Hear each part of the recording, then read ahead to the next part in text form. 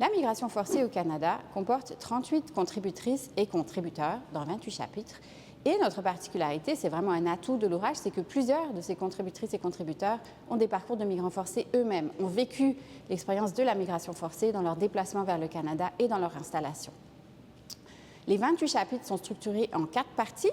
La première partie, c'est situer la migration forcée au Canada. Donc, on parle des grands enjeux politiques et théoriques. Puis, l'intersectionnalité de la migration forcée avec des enjeux tels que la classe, le genre. Ensuite, il s'agit des catégories et des statuts, être ou ne pas être réfugié au Canada. Donc, avec des enjeux de gestion migratoire, on parle aussi de la détention des migrants forcés au Canada, notamment.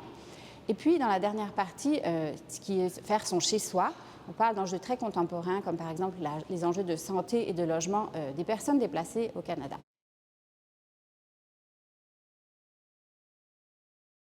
Ce qui est important aussi, c'est qu'on a un regard historique sur la migration forcée au début, où on parle du déplacement forcé des Autochtones sur leur propre territoire, au Canada, et aussi la réalité de l'esclavage dans le Canada colonial.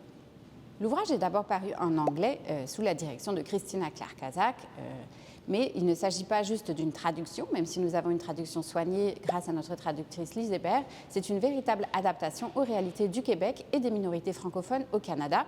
Donc, on a ajouté du contenu spécifique aux minorités et au Québec dans les chapitres de l'ouvrage.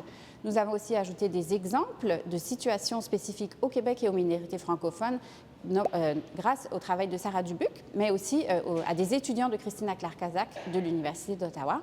Puis, nous avons aussi contribué à tout ce qui est francophone dans le glossaire avec les particularités du vocabulaire, comme par exemple la question du parrainage collectif, qui a une terminologie très spécifique au Québec, qui est différente de la terminologie en anglais.